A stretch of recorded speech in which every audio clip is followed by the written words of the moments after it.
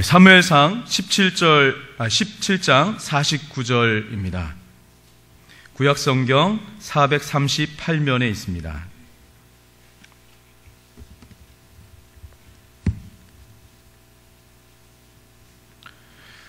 다 같이 한 목소리로 함께 봉독하겠습니다.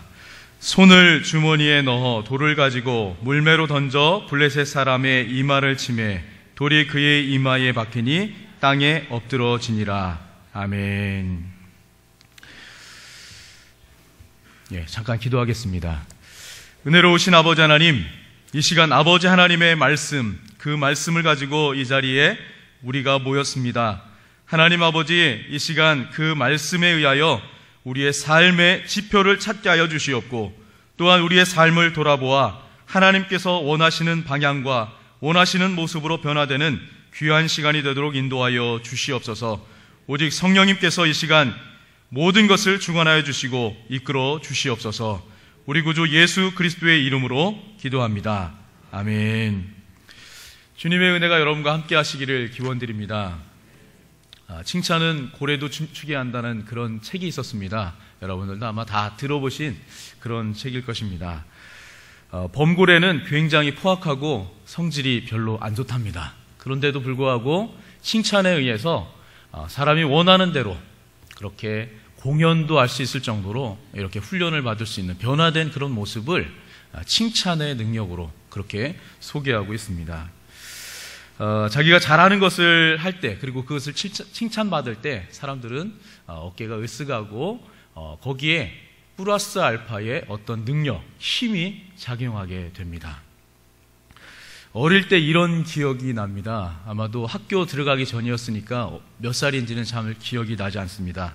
그런데 어른들을 만나면 꼭 물어보는 세 가지 질문이 있습니다. 네 이름이 뭐냐?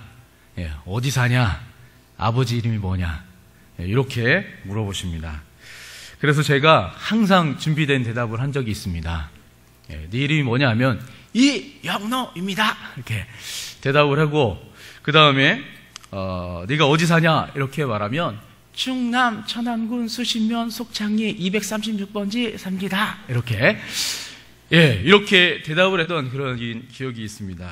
또 아버지 이름 묻습니다. 니네 아버지 이름 뭐냐? 하면 이종자 목자입니다. 이렇게 대답을 하니까 어르신들이 뭐라고 이야기하겠어요? 아유, 그놈 참 똑똑하다. 그러면 이제 또 어깨가 또 으쓱해집니다. 그러면 다른 분을 이제 만나게 되면 이렇게 물어줘 보시는 그런 어르신들이 있으면 똑같이 또 이영노입니다. 청남 천안군 수신면 석장리 236번지 삽니다. 이렇게 계속 대답을 하다 보니까 그런 이야기를 굉장히 많이 들었던 것 같습니다. 아마도 그래서 그때 이후로 이렇게 대중 앞에 서는 걸 조금 힘을 받지 않았나 하는 그런 생각을 들어보는데, 어쨌든 이렇게 칭찬을 많이 해주다 보니까 거기에 힘이 실리고 다음에 할 때도 더 크게, 더 쨍쨍한 목소리로 대답하는 저희 어린 시절 모습을 생각해 봅니다. 요즘 이제 저희 둘째가 이제 말을 배우기 시작했는데 뭐라고 하는지 잘 못 알아듣습니다. 근데 하여튼 잘한다고 이야기합니다. 뭐든지 이야기하면 최고 잘한다 이렇게 해주면 그 다음부터는 뭐 그냥 더 우쭐해가지고 되지도 않는 발음 가지고 이야기하는 그런 모습을 보게 됩니다. 그렇습니다. 무엇을 잘한다, 칭찬을 받으면 거기에 힘이 실리고 거기에 뭔가 할 수 있는 그런 생각들, 그런 모습들이 나타나게 됩니다.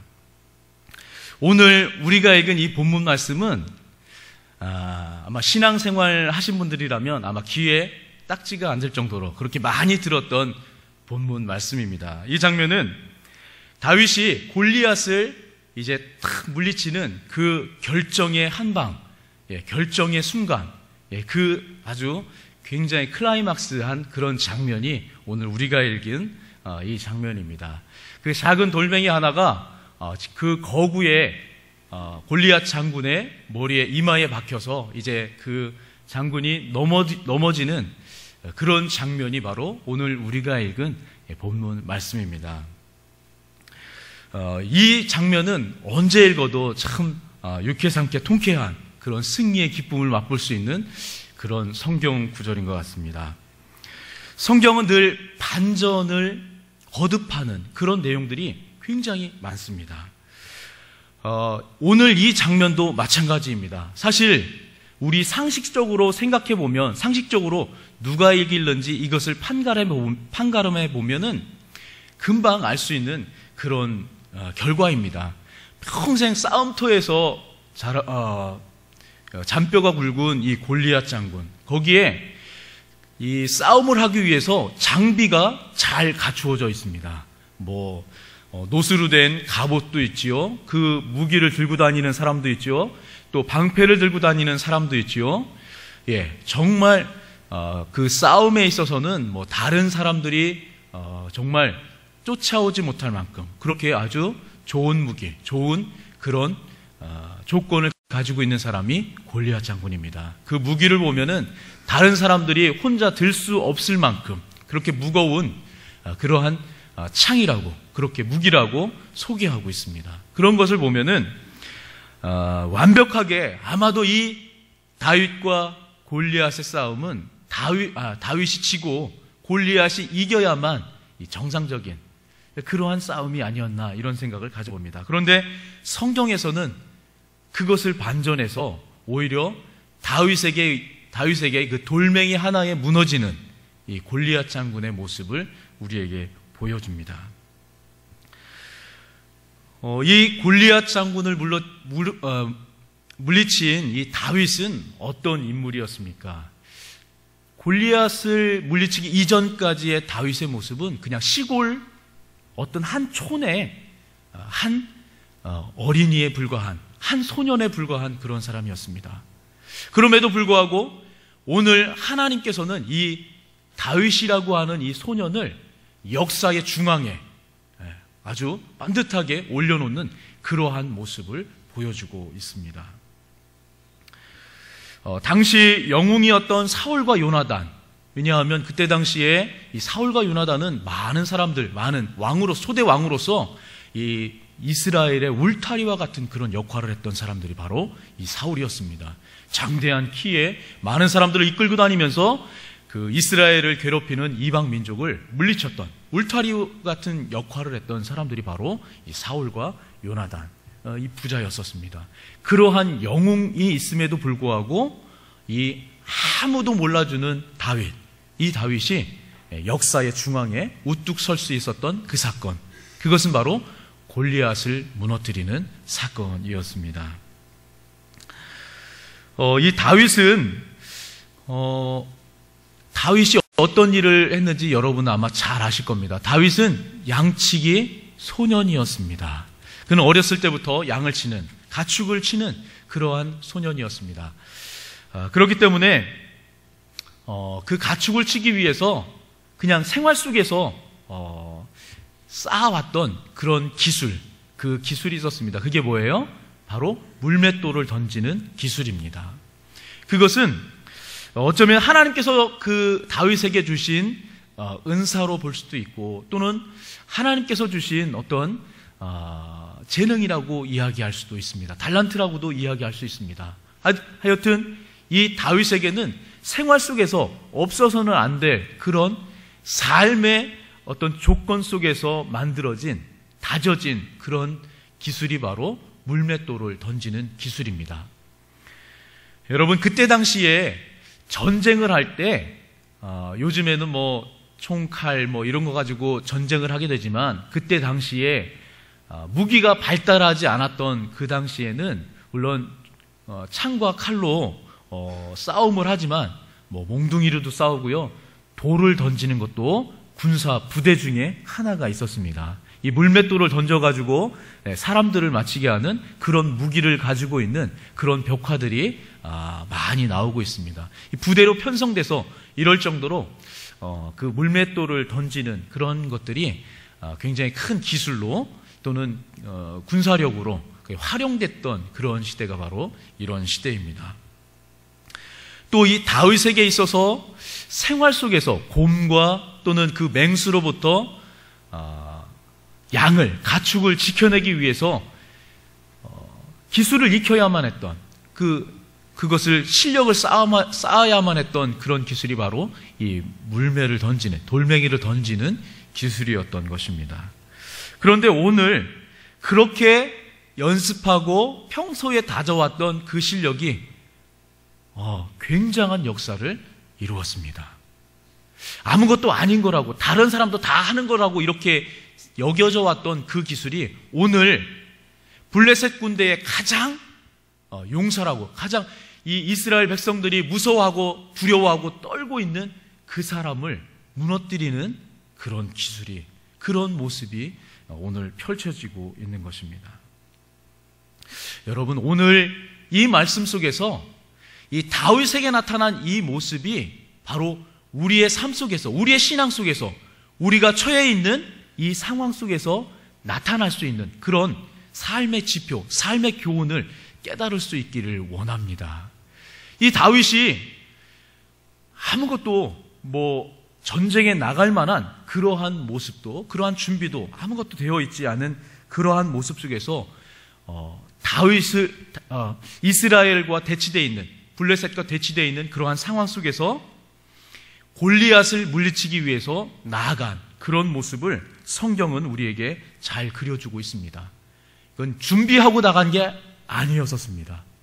이것은 와보니까 상황이 그렇게 되었고, 말도 안 되는 저 이방 사람이 하나님을 모독하는 그러한 모독을 듣게 됩니다. 그러면서 의분이 일어나기 시작합니다. 그리고 이것은 가만히 둘 수 있는 그런 상황이 아니구나.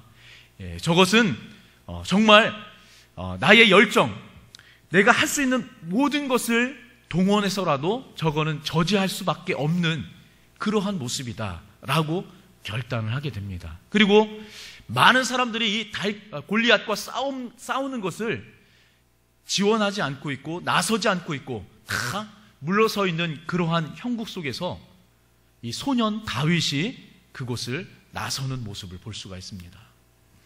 여러분, 우리의 신앙은 모든 것이 준비된 상태에서, 모든 것이 합당한 논리적으로 또는 이성적으로 모든 것이 준비된 그런 모습으로 잘을 잰 듯한 그러한 계산이 나오는 그런 상황 속에서 우리의 삶을 판단하고 선택하고 그것을 행하는 그러한 모습이 아닙니다. 우리의 상황 모습은 우리가 예측하지 못하는 그런 모습들이 너무나도 많이 돌출됩니다. 그러나 그 상황 속에서 우리에게 결단할 수 있는 것, 선택할 수 있는 그 모습은 바로 하나님에 대한 우리의 열정인 것입니다. 하나님에 대한 우리의 신뢰인 것입니다. 하나님을 얼마나 사랑하느냐, 하나님에 대하여 나의 열정을 얼마나 쏟아부을 수 있느냐, 이것이 우리의 행동, 우리의 결단, 우리의 모든 삶의 기준들을 부어줄 수 있는 것입니다. 다윗은 블레셋과 대치된 그 이스라엘 군대 속에서 자신이 나갈 수 있는 그러한 용기를 그곳에서 발휘하는 그런 모습을 볼 수가 있습니다. 어떻게 보면은 굉장히 무모한 그러한 모습일 수도 있습니다. 어떻게 보면은 이것은 정말 말리고 싶은 그러한 상황일 수도 있습니다. 그러나 이 형국 속에서 오히려 나서는 그 다윗을 오히려 그 전장으로 떠밀고 있는 그런 사람들이 있음을 볼 수가 있습니다. 그 가장 앞에 누가 서 있습니까? 바로 사울 왕이 서 있습니다. 다윗이 너 이제 나갈 수 없다, 못 나간다 이렇게 저지하지만 다윗이 그래도 나는 나갈 수 있습니다 이렇게 이야기할 때 갑옷도 벗어주고 칼도 벗어주고 자기 입던 옷도 벗어주는 그런, 어떻게 보면 저는 솔직히 그러한 사울의 모습을 보면서 이런 임금이 있을까? 이런 모습이 있을까? 과연 저 다윗에게 죽으러 가라는 이야기인가? 라는 심정이 듭니다. 그럼에도 불구하고 다윗을 그 전장으로 나아가게 하는 그런 모습이 진행됩니다. 이 모습 속에서 저는 이것이 바로 하나님의 모습이 아닌가, 하나님의 역사하심이 아닌가 하는 그런 마음을 가져봅니다. 왜냐하면 절대로 사람의 생각으로는 다윗이 나가서 승리할 어떠한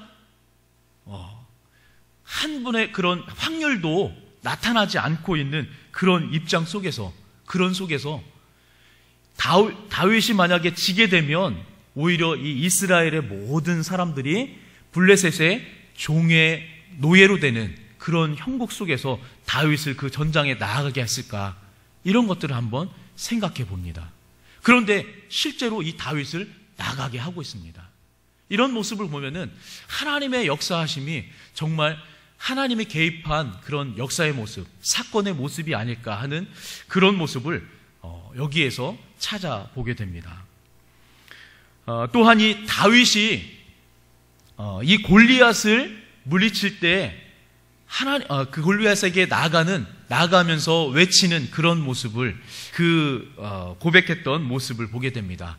만군의 여호와의 이름으로 내가 너를 오늘 처단하겠다, 심판하겠다, 이렇게 이야기하고 있습니다.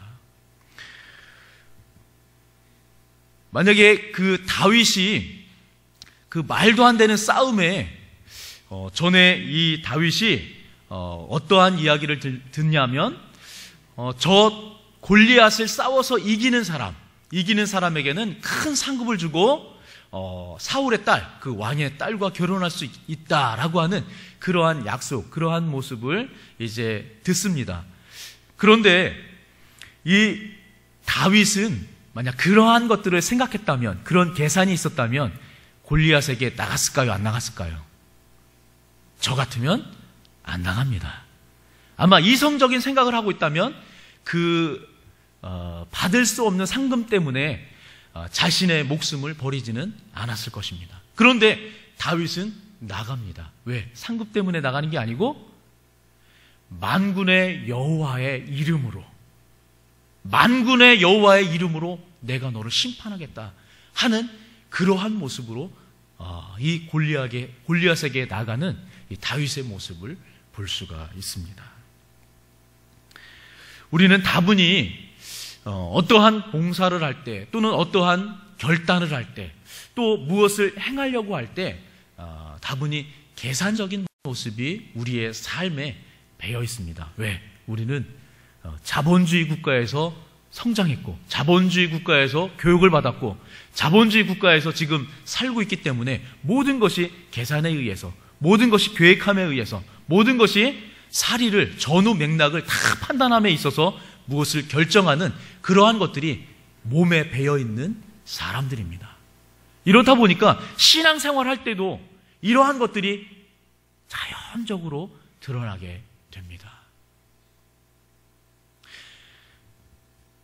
오늘 이 다윗의 모습 속에서 저는 신앙은 계산이 아니라 하나님께서 주시는 그 가슴, 하나님께서 주시는 그 열정, 하나님께서 주시는 그 역사의 부르심에 응답하는 것이 아닌가, 저는 이 말씀을 여러분과 함께 나누고자 합니다. 이제 연말이 이제 다가오고 있습니다. 이제 많은 곳에서 사람을 세우는 작업이 매년 반복됩니다.